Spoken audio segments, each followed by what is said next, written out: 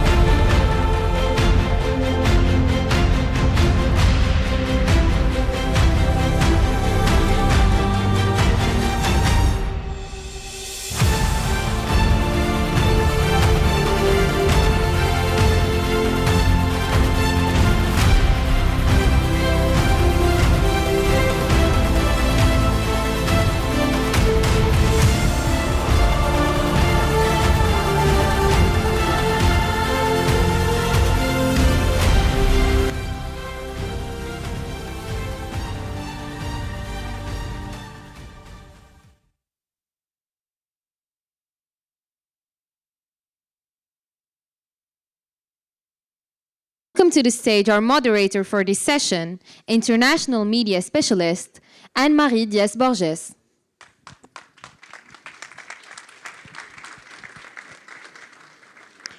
And now, please welcome our speakers for this session, Nizar Baraka, Minister of Equipment and Water in Morocco. Masoud Ahmed, President Emeritus at the Center for Global Development.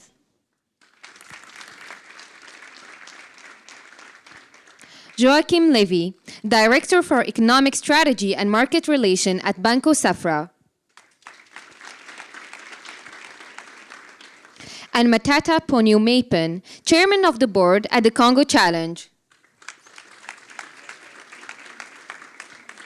A short introductory video of this session will be now played on the screen. The demand for development financing now surpasses existing frameworks, revealing limitations in multilateral systems.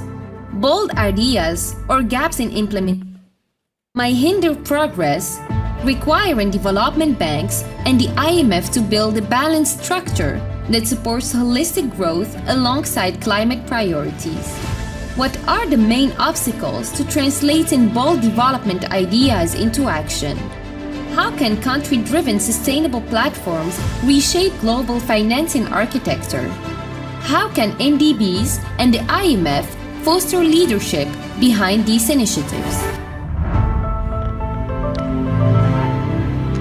Anne-Marie Dias-Borges, the floor is yours. Bonjour à tous. Good morning. Buen dia. Et je vais essayer de le dire en arabe, ne jugez pas mon accent. Sabah el Khair, Halen. Très bien, très bien, très bien. Je suis absolument ravie d'être avec vous ce matin. I am delighted to be with you here to talk about what's at the core of our concerns. So, we've been hearing so many beautiful recommendations and thoughts that have been shared with us on the Atlantic Dialogue platform. But when it comes down to financing, it's always difficult to achieve our ambitions and materialize them. So, if I may, let's take a couple of minutes to assess the work and acknowledge the work that has been done by all panelists, and I've been listening to many languages, and I really, really want to actually acknowledge the ones in this panel. Africa is represented, Latin America is represented, Asia, the United States, and this is incredible. And I wanted to acknowledge those working behind the scene. So now, in relation with the themes that we need to address today, I'd like to share some figures. According to the World Bank, we will need over a century to really draw the world population from the poverty level, $6.85 per day. And many populations in Africa, as we know, they live in a state of extreme poverty, $3 per day. So according to the United States and the United Nations, we are at the crossroad. If we do not change the momentum radically, it's going to be very hard for us to achieve the global development goals by 2030, and it's around the corner. So we would need $4 billion additional investment dollars for developing countries. And as we know, the financial gap doesn't seem to be overcome and divided, and we wonder whether the international financial architecture is benefiting to the countries that most need it. Now, we are at the threshold or at a crossroad. Is it because of lack of ambition or ambitious ideas, or because of lack of will? Please go to your smartphones, and the question is going to be displayed on the screen. And we're absolutely delighted that you take part of this, and we are awaiting your answers with patience. We can't wait to look at your answers.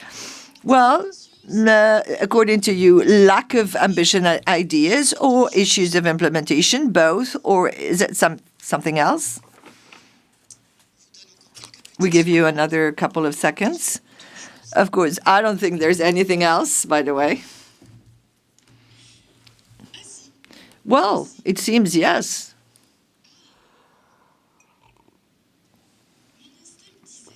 Well, my instinct was telling me that there might be, for sure, other proposals for something else. And this is the reason why we're here.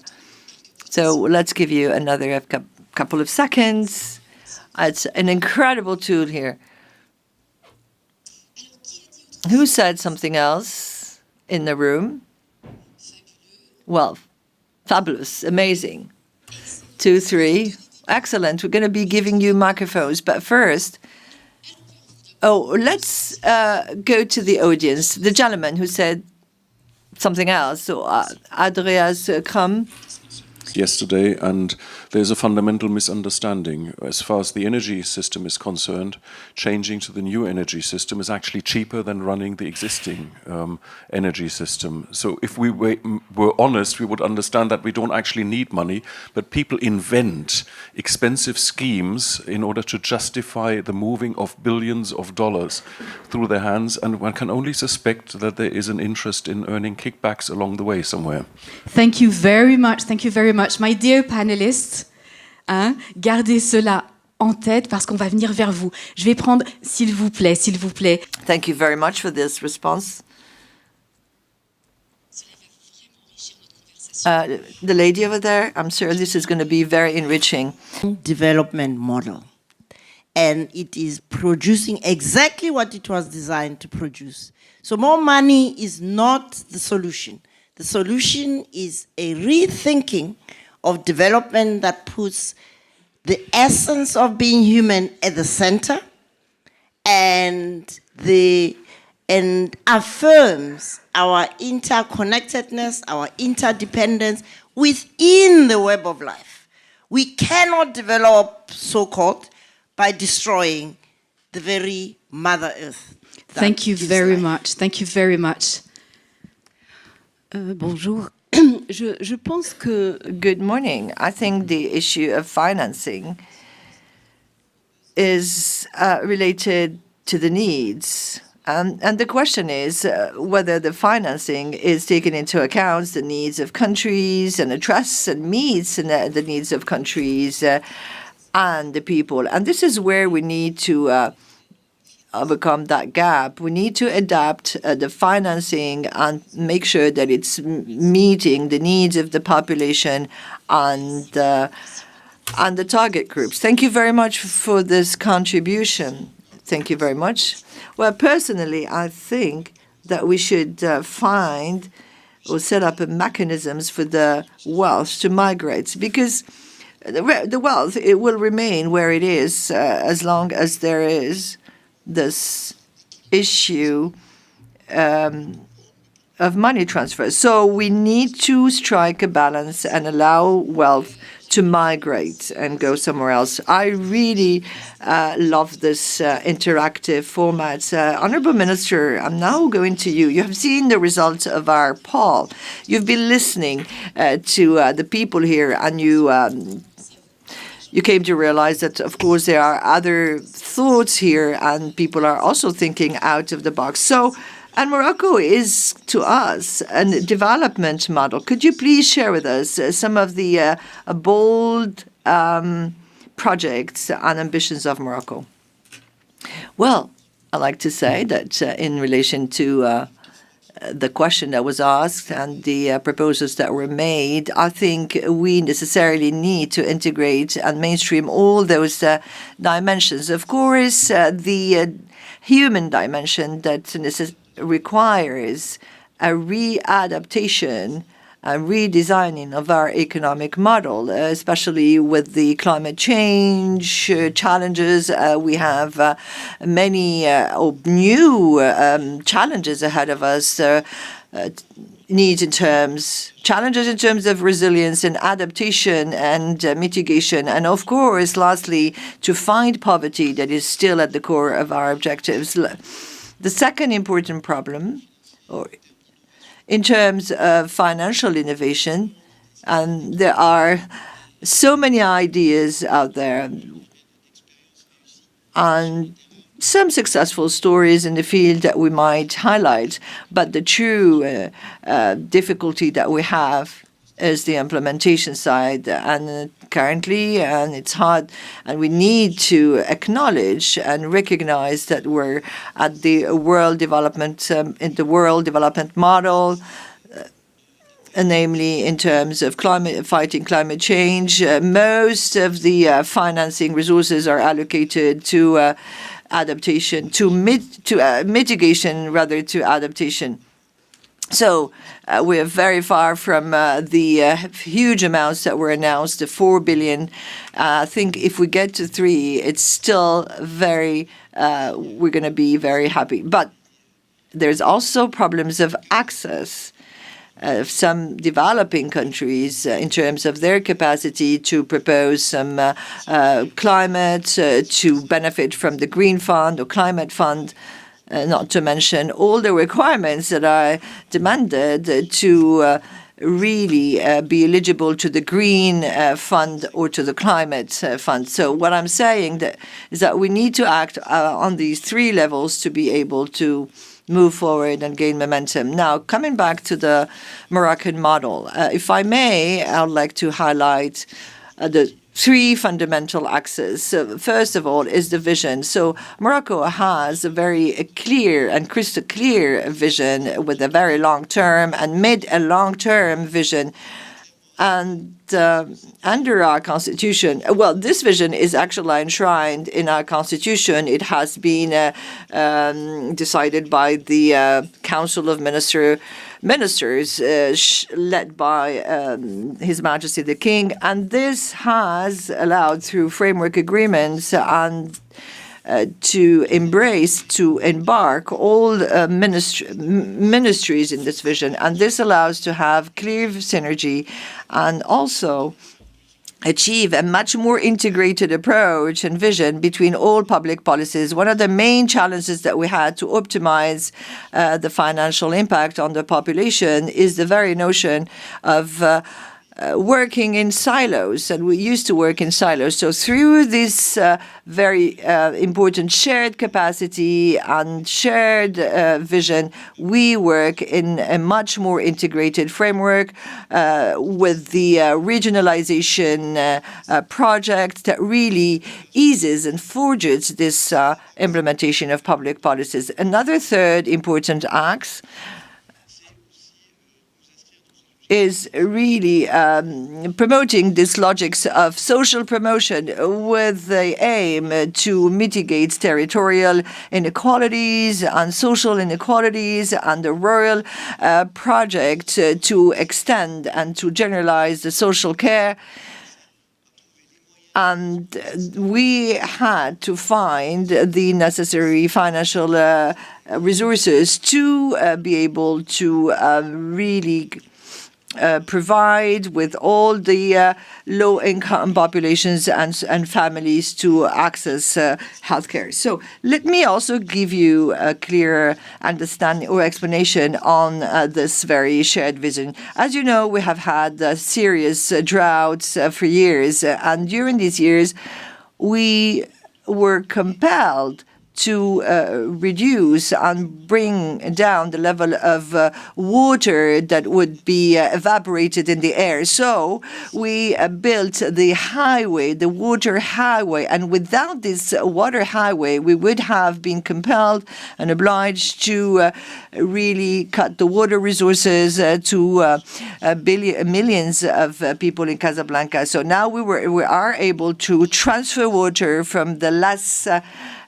water shed areas to the areas and regions of Morocco with greater water resources. So all this has cost about 550 million euros, and half of it has been funded by CDG, which is a public institution, Bank of Africa, and these are all Moroccan companies that set up a consortium to achieve and implement this project in a record time. And also we have integrated and embraced and embarked all the regions that have also co-funded this project, not to mention the public funds. Another interesting experience on this financial mechanism is the PPP, the private-public partnership, and we did this for the desalination project using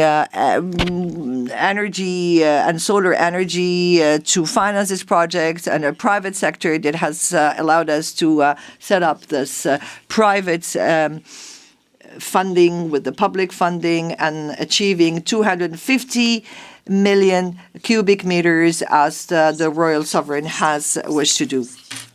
So, Honourable Minister, you started by saying that we need a very clear vision, which leads us to the topic of leadership.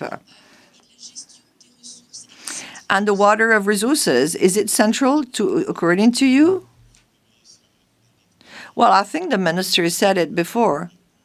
In order to be able to respond and address these problems and come up with audacious and bold ideas, you need a vision, because the vision precedes the reflection. And for that, you need to have assessed the problems first and identify the needs. And I think developing countries and global south countries need to understand that the climate change challenges and development infrastructure in the healthcare sector, in the education sector, first and foremost concerns the countries of the South. As such, it is absolutely necessary for these audacious and bold ideas to stem from these countries of the South, and the international multilateral institutions, for instance, the IMF, the World Bank, or the countries of the South, need to be involved in the decisions, because the decision-making power of these institutions, well, for the most part, lie within the countries of the North, which is why it is absolutely necessary to have a leadership and a quality leadership, both from the countries of the South, and this requires certain values. To have a vision, as stated, Mr. Honourable Minister, it's important for these ideas to unfold, and values geared to the general interest of the population. So whenever we've witnessed leaders from the South whenever they showcase the interest of the population, well, these ideas flourish and financing follows. The financing is available. So it isn't from these multilateral institutions aren't the ones who are poised to identify the needs of the countries of the South. And as stated, the Honourable Minister, when there's a vision, a synergy, there's a synergy of ideas, and there's an integrated rationale which results in an optimization of government action and which results in immediate results. So, as such, leadership is a key factor, but it goes hand in hand with governance. We've seen time and again these multilateral institutions funding countries of the South, and these funds are diverted, and this continues today. These diversion of funds isn't due to the quality or the quantity, but the rational use of the funds in these countries. These funds can arrive even from the countries of the South, as we've heard and seen earlier. Thank you. So this is where the shoe pinches, to actually be able to properly manage these funds that are granted. Is there any monitoring? Mr. Hamed, I am turning to you. You are familiar. Financial systems inside out. We're talking about equity, in fact, and the capitalization of what we are given. We've heard it. Bold ideas are very frequent. We all have them. Where are the blocks today, according to you? Alors, étant donné que vous m'avez posé la question en anglais. So, given you've asked me the question in English, I will answer in English. Let me come to the question that you raised at the beginning, to which we got the answers. Is it an absence of bold ideas, or is it the difficulty in implementation which explains the gap between the numbers that we put out, which are the numbers of what is needed, and the numbers which reflect what we are doing? And there's a big gap. I think the minister said One number, for example, very recently is the gap between $1.3 trillion that per year that are needed to deal with climate change issues in developing countries and 300 billion, which is what was agreed, and even the 300 billion is not so clear what's inside it. I think it's neither the fact that we don't have bold ideas, nor the fact that it's difficult to implement them. To me, the big problem, the real block, is that we don't have a shared sense of priority and urgency amongst all the countries and representatives that need to agree to go from need assessment to action. And what's worse is that we don't acknowledge that we don't have a shared sense of priorities and urgency. And so what we do is we pretend that we all agree, and then we find some vague explanation as to why we don't deliver. And this is worse than not agreeing, because what it does is that it stops us from focusing on how to prioritize with the limited funding that is in reality going to be available. It stops us from trying to identify what trade-offs we must make, and it creates a mistrust and a cynicism in the whole process. And so, for example, just I'll give you one specific example. We went to Baku. Baku was supposed to be the finance COP. Okay? The idea was that the people would agree on how to finance the transition. Nobody disputes the number, more or less, of 1 trillion or 1.3 trillion per year as what is required. You can argue a little bit around the margins, but nobody is disputing it. The best they could come up with was 300 billion. Okay? Now, how do we solve that gap? Well, what we do is we say, next year, we are going to meet in Belém. So let us have a Baku to Belém roadmap. And this roadmap will take us from 300 billion to 1.3 trillion. Why? How? Have we got a process in mind? And if you look at the communiques that come out of all the summits for the last 5 years, starting particularly during the COVID period, all the G20, G7, EU-Africa communiques, all of them have these aspirational numbers, but no plan for delivery associated with those numbers. I have a simple proposal.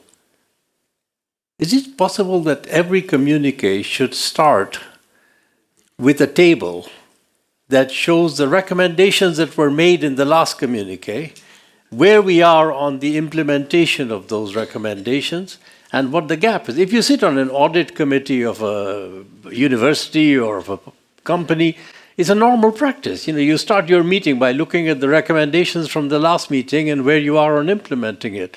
But summits never start with what was agreed before.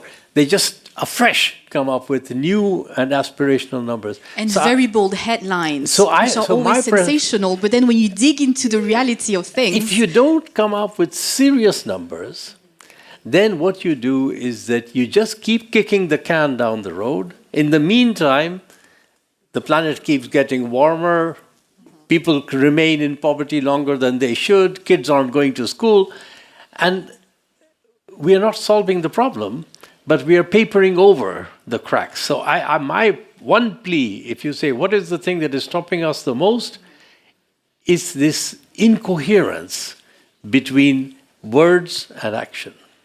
Thank you very much.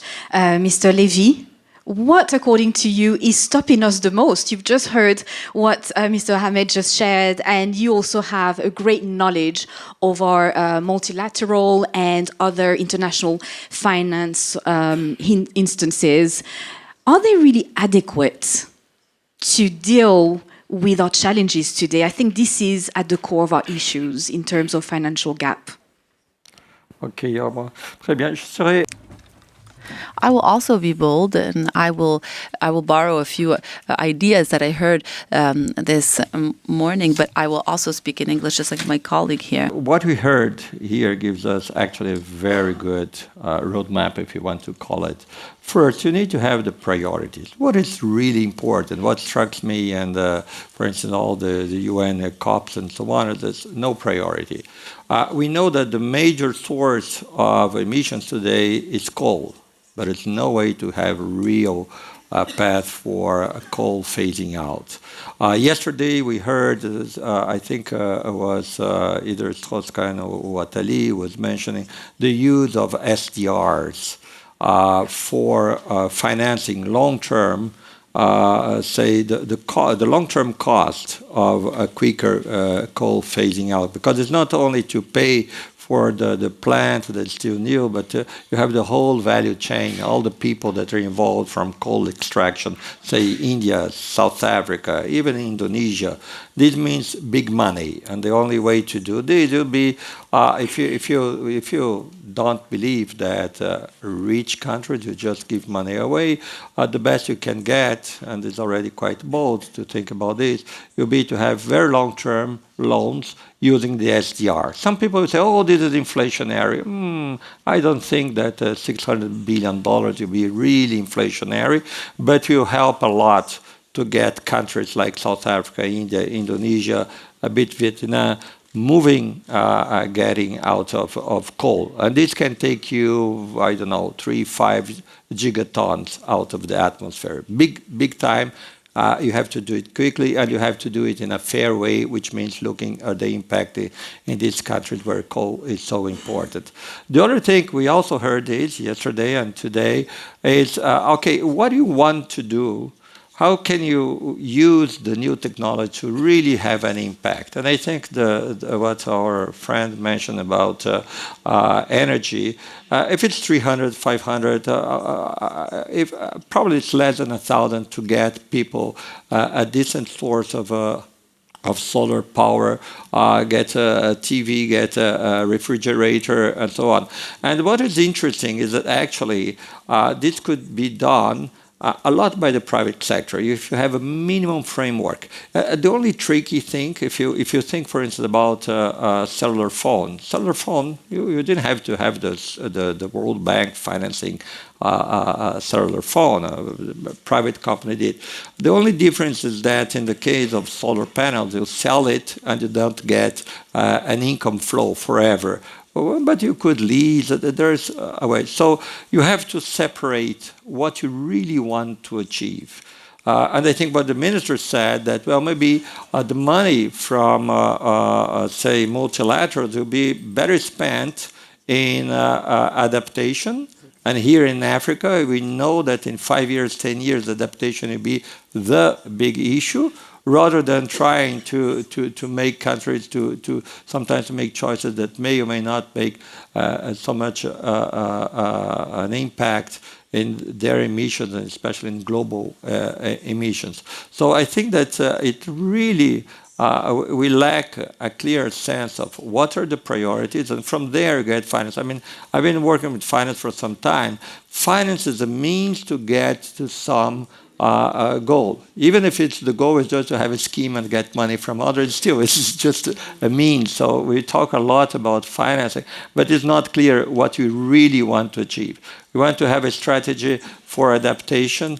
We want to have a strategy for this minimum development, which is now so much affordable. Like he said, it's 300, maybe it's 500, maybe even 1,000. Well, a lot of households, even in Africa, could spare 1,000, maybe have a little bit of financing, 1 year, whatever, to get to this new level of interconnectivity and so on and so forth. And then I think here we share a big thing. Bold ideas. Brazil has floated an idea that existed before in other forms, but it is the tropical forest financing fund. Okay, it's bold.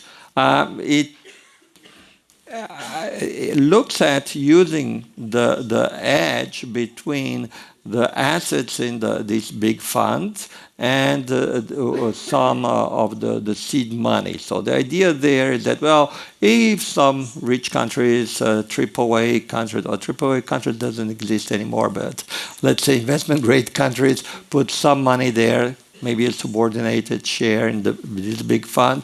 Other people might be willing to put other money, and this fund could buy, say, sovereign debt from poorer countries, which will help solve the current problem of debt indebtedness of the poorest countries, provide some higher interest rate in the asset side than in the liability side, and the difference of that could finance forest protection in Africa, in Brazil, Indonesia. It's great. Well, of course, like any of these bold ideas, just have to convince, I don't know, China, the UK, and so on, so So just to make it super clear, I really, really like this bold idea, and maybe the ADs could be the way to launch it and to make it a reality. Brazil, but other countries in Latin America have the first, on dit le poumon vert, the green lung of the world, avec l'Amazonie, le bassin du Congo. There's also the Congo Basin also has the forest of the Congo Basin. We might potentially consider an alliance because we will naturally lead to the issue of climate finance. We can maybe lay the groundwork here and countries, and we see something happening, parce que bien sûr because the climate issue for our developing regions, Honorable Minister, as you very well know, I do know that the Kingdom of Morocco has set out some huge ambitions in the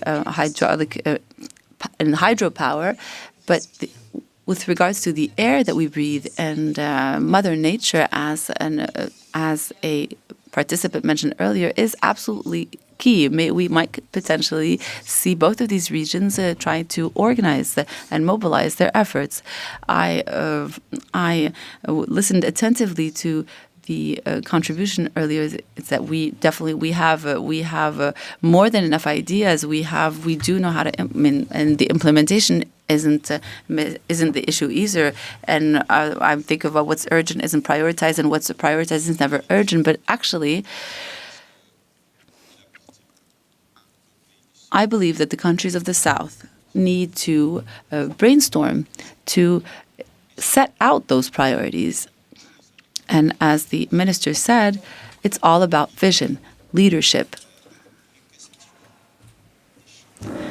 Issues pertaining to climate change and financing of development in the countries of the South cannot be initiated by the North, because these issues actually of financing development, healthcare, education, infrastructure, doesn't concern them, aren't their priority. What concerns them today is climate change.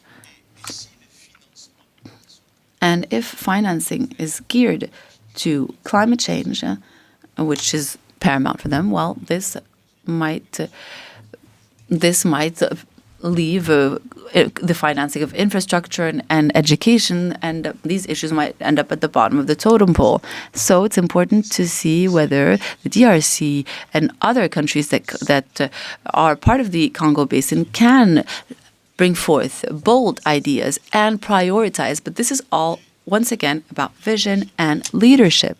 And I believe that as long as this issue won't be fundamentally addressed by those that are involved and concerned. We do know that oceans do contribute to the oxygenation of the environment. However, there are these two forests in the Amazon forest and in the Congo Basin. But as long as Brazil and those that do have the equatorial forest, including the Congo, my country won't showcase bold ideas, and they won't have prioritized these issues, well, we cannot expect for multilateral institutions, as I mentioned earlier, which are fundamentally led by the countries of the North, to find these bold ideas for us. However, the implementation is extremely important. Regardless of the ideas we can bring forth, implementation is crucial. And I believe that the minister mentioned this earlier when he stated that, well, implementation are constraints of governance, both political, legal, or judiciary, financial. All of these issues, unfortunately, are problematic in the countries of the South. The funds, which sometimes are channeled by these multilateral institutions, are diverted to date, which also begs the question of climate change and the emergency of financing this climate action to ensure that our countries can face the challenges that we sadly are too familiar with in our regions. And we might wonder, what other topics might be considered to be more urgent, such as infrastructure, education, health. Before turning to you, Mr. Minister and Mr. Livy, I do know you wish to jump in on this issue. I would like to turn to the audience. What are the priorities that you can grant to climate compared to other concerns that we must also find financing for? So very quickly, a question for you. Please turn to your smartphones in English. Should be, according to you, the top priority? Le climat? Climate or the other needs in terms of development. So please allow me to repeat them. Education, healthcare, infrastructure, and all across the board, or all of the above?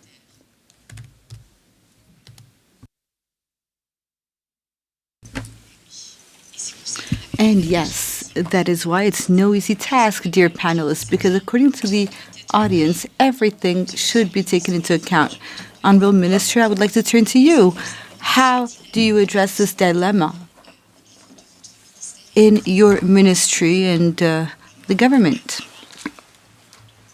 Before answering your question, I would like to first interact with my friend from earlier to just recall that the sovereign during COP22 had set up the summit for Africa, and he had launched the initiative in the Congo Basin, actually.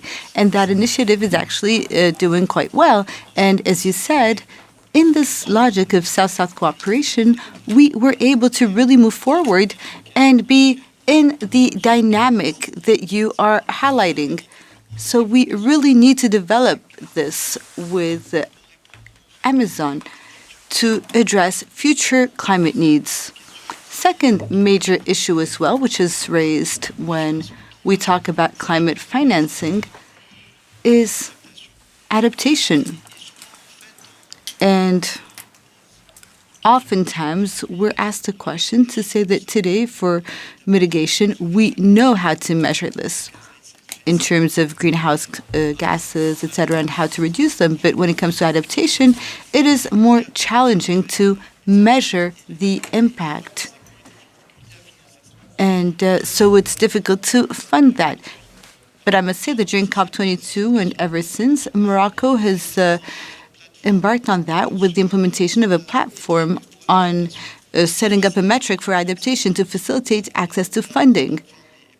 The platform now is managed by OCP as part of the AAA initiative, which is adaptation of African agriculture to climate change, and it's actually making quite good progress.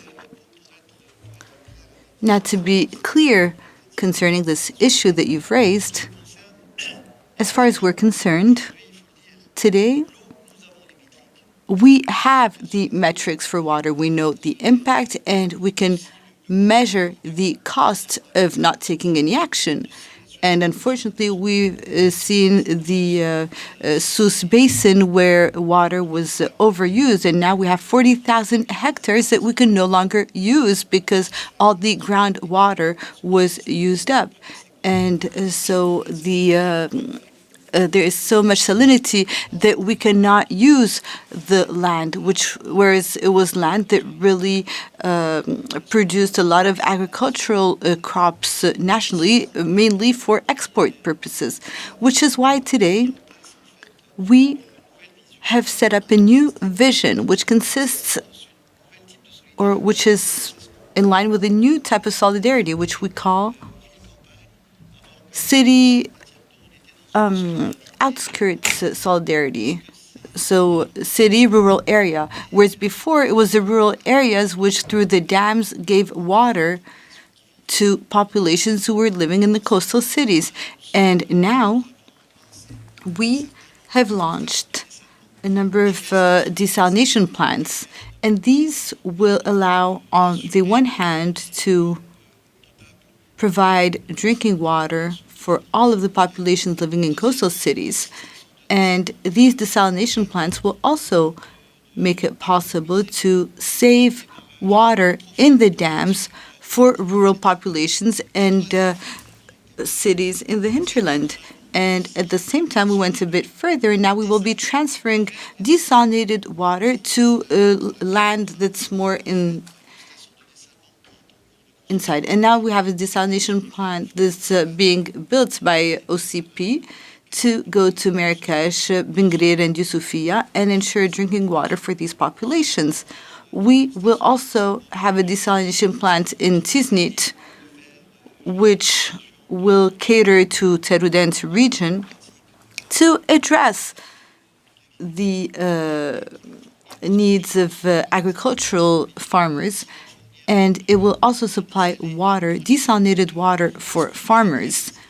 And which I must say, and which is important, is that we were also able to do things in such a way that farmers now are committed to buying this at more expensive prices because they didn't have access to water, and it's important for them to have access to water to be able to continue to produce and export. Third important thing is that we also have set up today, there's a large project that we launched to transfer renewable energy from regions in the south of Morocco, in the region of Dakhla and Tantan, to the northern regions so that they can, so the desalination plants can benefit from lower energy costs, and that way they can reduce production costs. We have one of the lowest production costs in the world because we're at 45 cents per cubic meter, $45 cents. And now this shows three things, and I'll conclude here. Number one, we need this integrated vision where we have a nexus, water, renewable energy, and food security. Secondly, we also need this integrated vision because we will ensure the production of renewable energy, which will address the needs of water desalination, which will make it possible to give water to agriculture and drinking water. Third important thing is that we need good governance and credibility. And credibility involves a stable macroeconomic framework and an ability to deliver. We need to deliver. When we set an objective, we need to reach it within the time frame, within the deadlines, and this allows us to have all the funding that we need. Thank you. Being accountable. So you mentioned water several times, and I must recall that it's a major challenge of our century. And you talked about enhancing cooperation beyond borders, I must say, because you were saying that the United Kingdom and my country, Cape Verde, have signed a cooperation agreement on water. Thank you very much. Now I would like to turn to you, Mr. Levy, because you wanted to react. South having more to do. I think another big area where you're talking about big money, in addition to the SDR for coal phasing out, would be carbon credits. And there we had a lot of resistance. Now in Baku, there were some decisions. We're still trying to figure out what will be the implications, the famous Chapter 6.4. Now, this could mean a lot of money as long as you get the good governance. And the governance is not only in the countries, but also how this would impact, for instance, our NDCs and how some of the projects for carbon, either in terms of forest protection or reforestation, will be developed. But if this carbon really goes forward and we have a voluntary global carbon market, I think this could give be a source of revenue, not only for Brazil, for the Congo Valley, but also in Asia, you can talk about the big forests in Indonesia and so on. I think, and another thing that will be really important, this is a little bit trickier, is the following. A lot of the emissions and what is going to happen ultimately will depend on the big companies. It will depend on their capital decisions and their capex and their investments. And there, I think, a very important tool that also the South should be looking at is the question of disclosure of the footprint of companies, of global companies. There is a movement to make this disclosure even mandatory. In Brazil, it will be mandatory from 2026. You may remember the Bloomberg report a few years back and so on. All this has to move forward. And we actually, at the Bretton Woods Committee, we suggested that the IMF would include in their surveillance work to check with countries if they are making this disclosure mandatory. And why is this important? Because as long as companies have to tell in understandable language, in accounting language, what is their footprint, what is their, say, net zero path, and what kind of investment they're going to make. I think this could be transformational because A, would accelerate the transition, and B, they would be forced to make decisions where they could get these transformations at a lower price. And this would create the potential very strong capital flows to the South, where our natural resources can help to have real, affordable, clean energy and cleaner processes. So it's a little bit big finance, corporate things, but it would have a tremendous impact in the South, more than anything we could get from a multilateral bank. Thank you very much. So we're talking about bold ideas today. We are going to some bold people in the room, our emerging leaders in a little while, and to you also in the audience. Get your questions ready, but I would like to hear from you, Mr. Hamed, please. So two points quickly before we get the views from the emerging leaders and audience.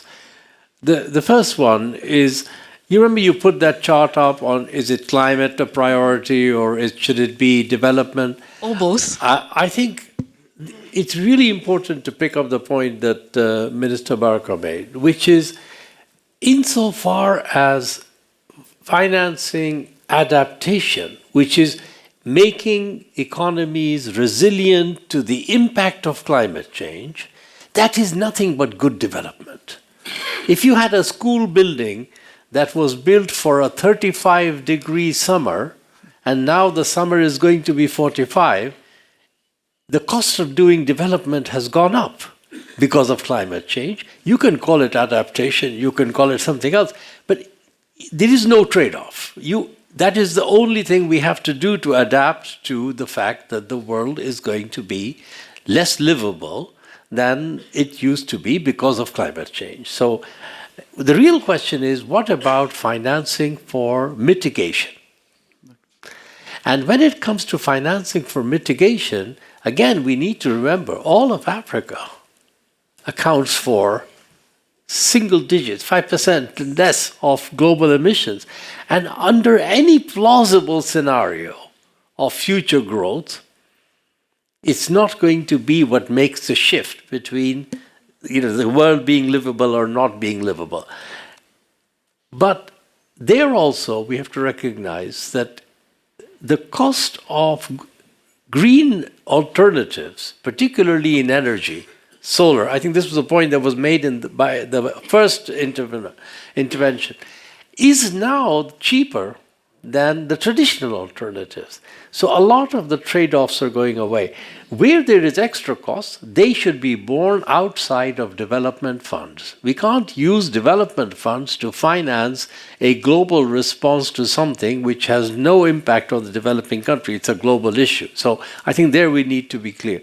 And the last thing I wanted to say is that your point about governance, and that the countries themselves need to put forward the bold ideas.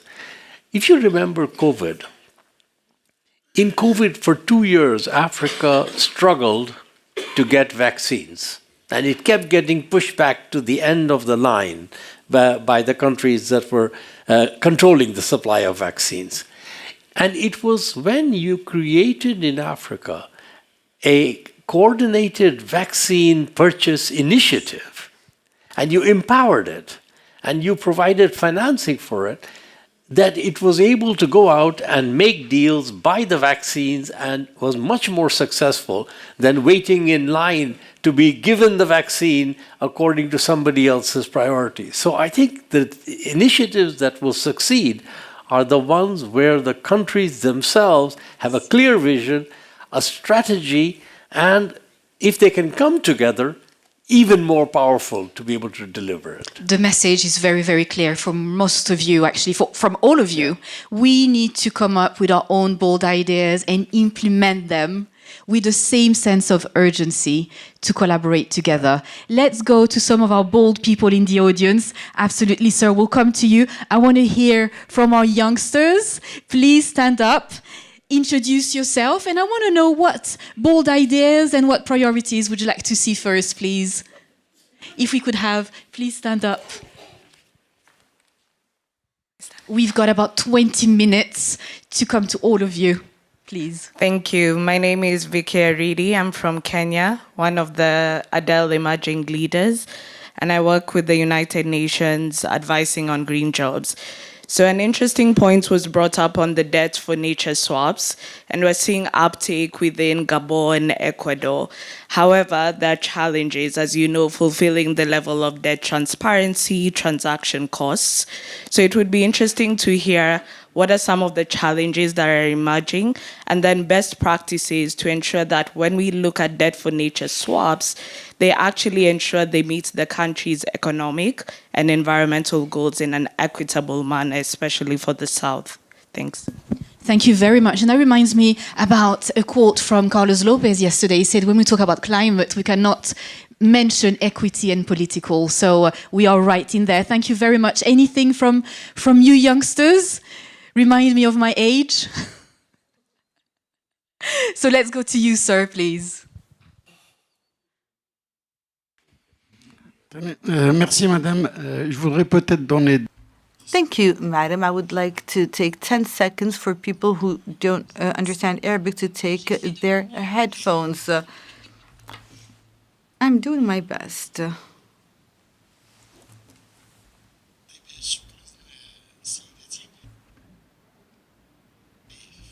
موضوع التنمية ومحاربة الفقر، وتكلمتم عن الفقر في مداخلتكم. هو أن الأمر في نظري لا يتعلق فقط بشح في الأفكار المبتكرة أو في صعوبات التطبيق والإنزال على الأرض فقط. أظن أن هناك there is no translation. Sorry, translators, we cannot have a translation on what the gentleman is saying. If you could Bon, adjust, alors please. je reprends. Donc, je ne sais pas si ça, ou bien je dois parler en français, ou bien. Should I speak in French? أنا سأعيد. أريد أن أشير إلى نقطة. أنا عندما صوت في التطبيق صوت أن هناك مشاكل أخرى. يعني لا يتعلق الأمر فقط بشح في الأفكار المبتكرة أو في صعوبات التطبيق على الأرض، بل هناك مشكل أساسي أريد أن أشير إليه. عندما ننظر إلى خريطة الفقر في العالم، هذه الخريطة تكاد تطابق. So when we look at the poverty map in Morocco, this map is very close to the one of conflicts in the world. And so the countries who suffer from poverty also suffer from a lack of stability. So what I would like to ask from the participants is whether we should look into the solutions that could help us end those conflicts. I would like to give you the example of Sahel countries and the budget they devote to security and stability. And this weighs heavily on the development budget, unfortunately. Thank you very much, Monsieur l'Ambassadeur, s'il vous plaît.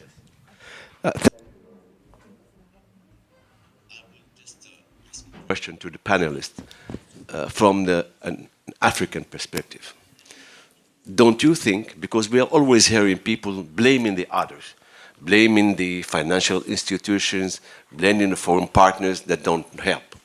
I believe that we should do, as Africans, our own homework. And when I was listening this morning to Nizar Baraka, when he was saying about his experience, I learned that he was, thanks to this vision, to this, able to transform a serious crisis in the country by a new model of development and good governance. With our own means, I think that we should do our own homework internally in order to move forward. So how, today in the management of water, and management of other issues, education, and so on, so how to link this with the new model of, because I think that with the globalization, the model has failed and has show its shortcomings. We need to invent new models how to deal with these issues. Of course, you have a lot of conferences, a lot of meetings, a lot of declarations and money and so on. But if you don't, the real leadership, the real tools and work internally, we are moving nowhere. Thank you. If you can please elaborate on this issue. Wonderful. Thank you very much. Let's take a question here. We've got quite a few hands. We'll take another 2 questions, come to you, and then take some more. Yes. Well, thank you very much for this very rich discussion.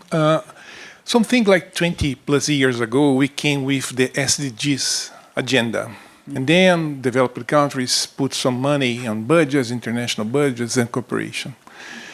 Something like 10 plus years ago, we came with the climate change agenda. And then they redirected resources from that previous budgets to the new budget. And now, developed countries are redirecting budgets again from climate change towards defense. And things are likely to get even worse over the coming years. So we really need bold ideas. We cannot rely on business as usual anymore, because things will perhaps get worse and developing countries will find themselves alone. And that's my comment. I'd like to hear from the Amazing. We cannot rely on business as usual. Let's take actually all the questions, if you are okay, and then we'll come to you for your answers and then your final thoughts. Let's do that. They are quite, yes. Let's go to Sir, and then we'll do this order. So when it comes to looking at the gap of financing, sorry, my name is Amit. I'm from the NTU SBF Center for African Studies in Singapore. A quick one, we need to look at where the pot of money really is. And where is that money? The big money is in sovereign wealth funds, it's in pension funds, it's in insurance. So if you look at the total asset under management, for example, of the sovereign wealth fund, it's $14 trillion. $35 trillion worth of asset under management by all the insurance firms put together in the world. And they are looking for long-term investments. So why is that money not moving? If you look at their portfolio, the biggest chunk of their portfolio still is in fossil fuel industry. Still, less than 1% in climate projects. What we need is a long pipeline of projects that are bankable. And the only way to do that, really, in the South, is to bundle it, spread the risks, and create a long pipeline of projects that makes it commercially viable. Thank you. Thank you. Thank you very much. I will ask you to keep your questions, or yes, very, very, please, very succinct, so we can talk to all of you. We've got 16 minutes left. Yes. That's not a challenge, is it? My name is Khalid Chegraoui. I'm Senior Fellow at the Policy Center for the New South and Vice Dean on Political Science and International Relations at UMCSP FGSUS. Well, just because سوف أتحدث العربية. Je vais parler en arabe. Will use English for something very important. I will be speaking in thank Arabic. you very much, Mr. Thank Bassou. you, dear Bassou, because if you notice, there was a moment of doubt when we moved from the interpretation. Yes, Arabic.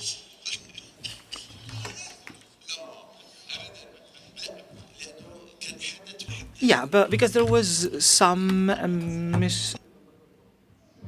to the transition between. My question, and this question is directed to their excellencies ministers. When implementing public policies and when developing public policies, we start from the capitals. How can we listen to the needs and requirements of people who are living on the margin in different regions? This is the first thing. And second, what language will you use to address these population? We conducted an experiment in the University of Mohammed VI, especially that we have students from all the regions of Morocco and other regions of Africa. They don't speak the same language, they don't master the same languages, and we assume the responsibility that every student of the first year, whether he speaks Arabic, English, or French, he has to be able to master 3 languages after 3 years of his existence in the university. I can say that all our students speak 3 languages. Some of them speak 4 or 5 languages.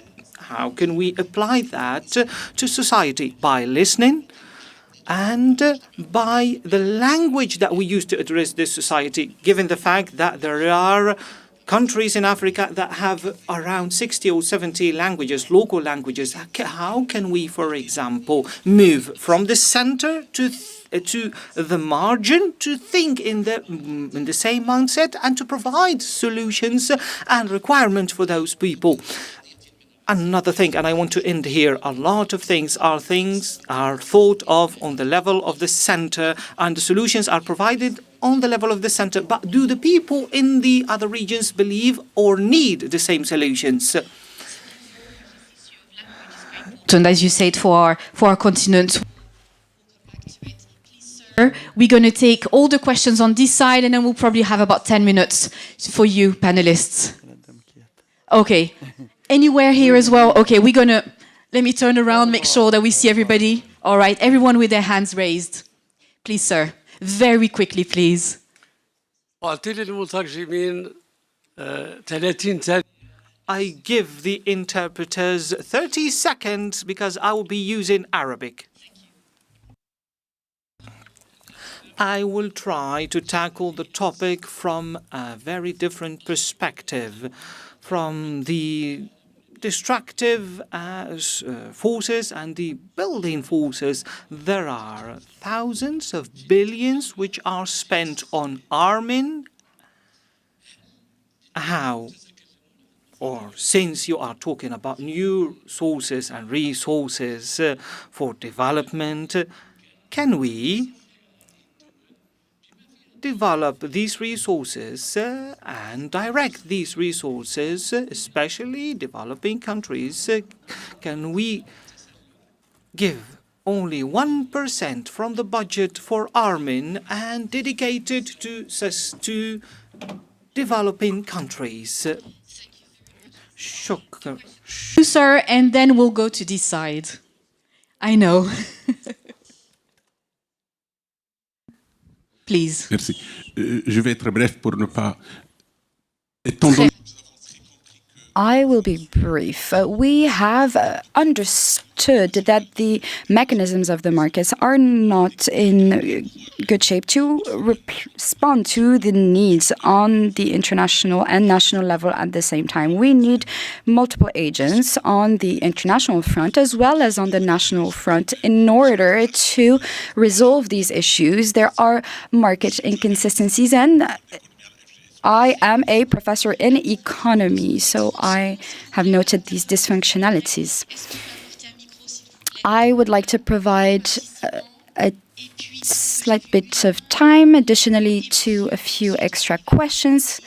We will take a few more questions from the floor, and for the 10 remaining minutes, accord greater time to our panelists.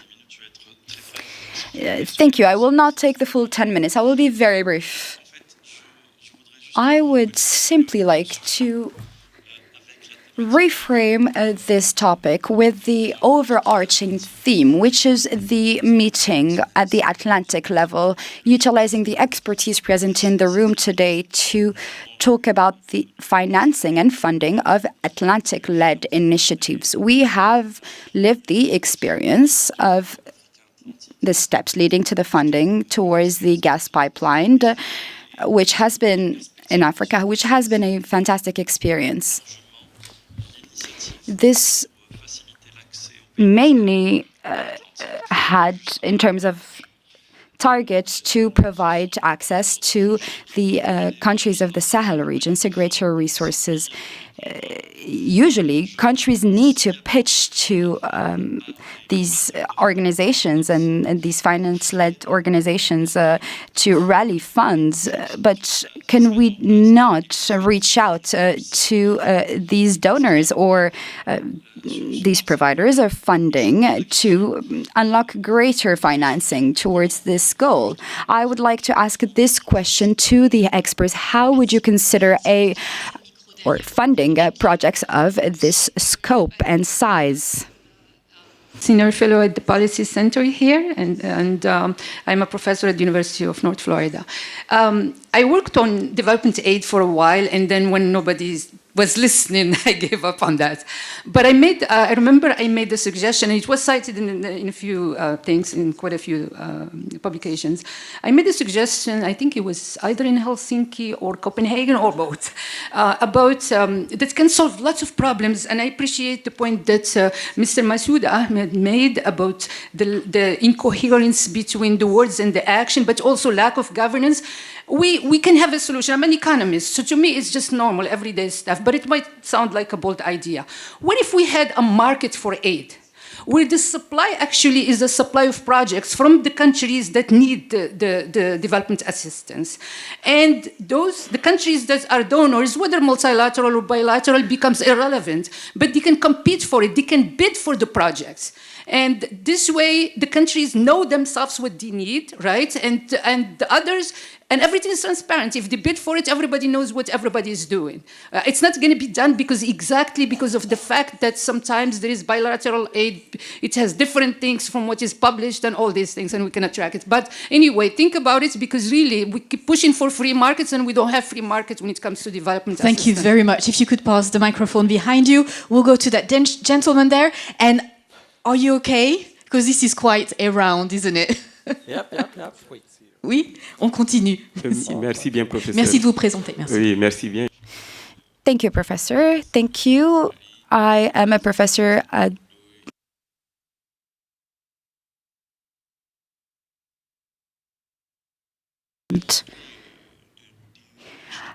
Please allow me to advance a single argument. From my point of view, as we talk about African-wide governance, I think that our finance partners need also to review the conventional models that they have applied across Africa. I cannot fathom that the same models are replicated across different countries. We cannot rely on subsidies. We know that a well-functioning economy is one that evolves and changes and embraces change. We need to tackle the growing poverty across our populations. And the second thing I would like to say is that the criteria that we identify in terms of priorities, peace and security being some, but it is important to note that across Africa we have cultural problems which are related to mastering science and technology in order to develop ourselves further. So my point here is to promote greater cooperation in a transversal way across the Atlantic region in order to reinforce the competitivity of our economies, our nations. Thank you, Professor. I will take a few more questions, about 2 or 3 hands raised, and then we will have to close the session. We have 6 minutes left. Thank you, sir. Could we please have a microphone for the gentleman?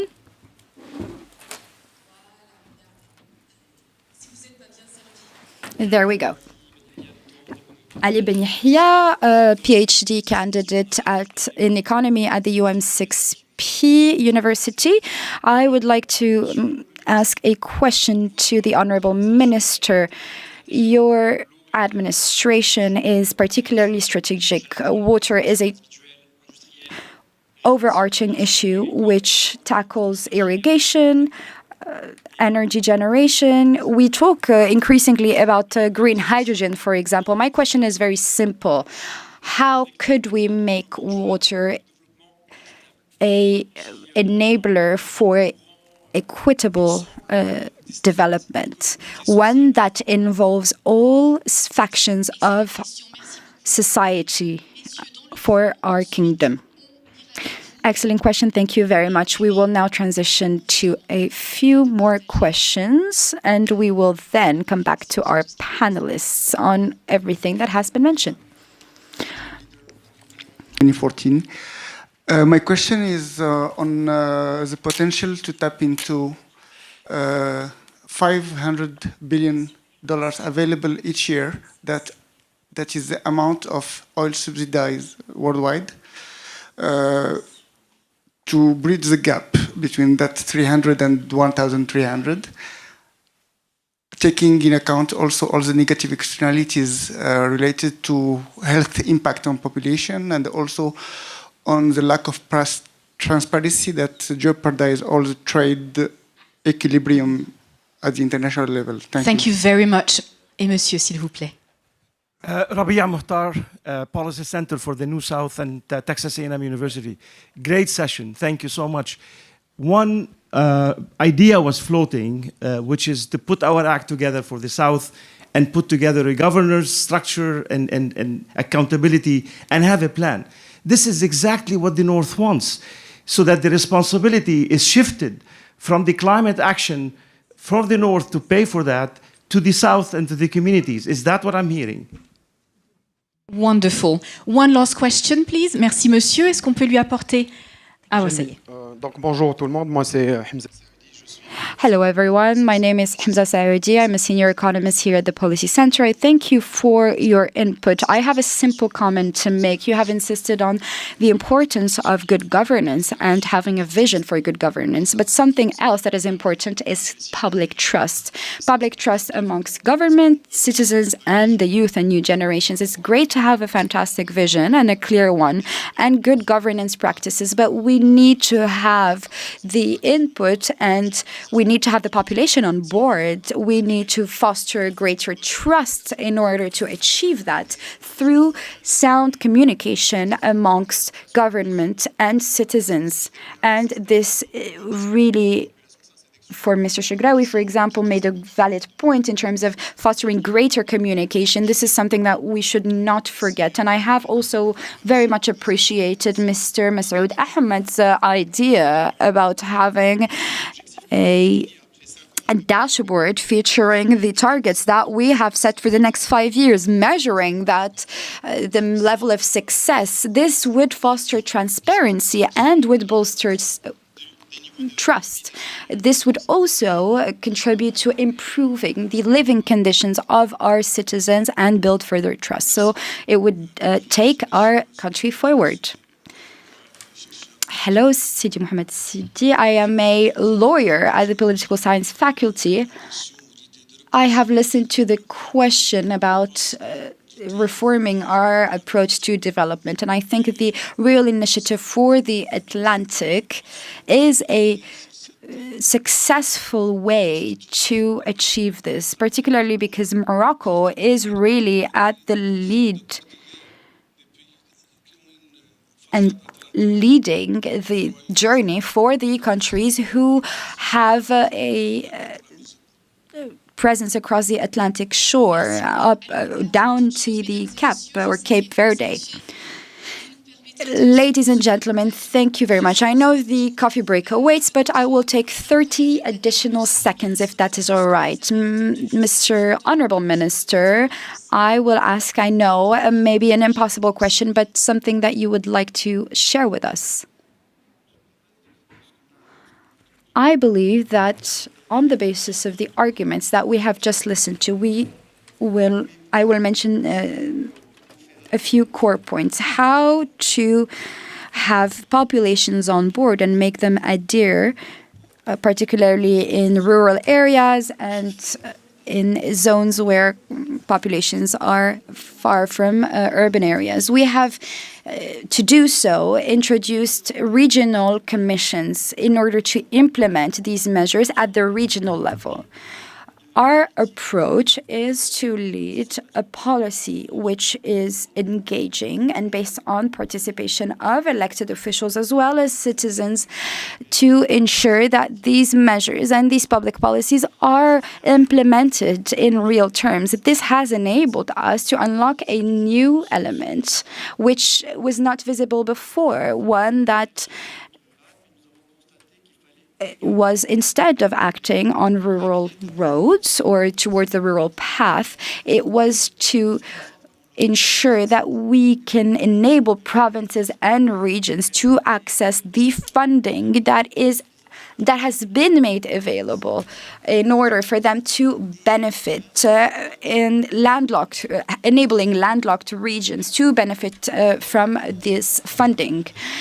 Secondly, relating to the issue of having an integrated vision and approach, I would like to simply remind one thing to the audience. When we place the citizen at the center of our reflection and policy making approach, we can only have a multi-dimensional result. For example, the World Cup, an example which is related to the World Cup for 2030. We could have just limited our projects to building stadiums, but no, we have placed citizens' interest to the center of our reflection and policy making for this massive project. This is a project that will include infrastructure changes, one that tackles tourism issues, water and irrigation, as well as sanitation, the involvement of youth, and it will enable the development of our country, which is why this 2030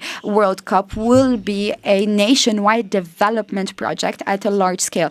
And finally, my last point, the one about trust. Trust is indeed important, and across institutions, trust is earned. That is only enabled on the long term. We need time in order to unlock that trust. How do we do that?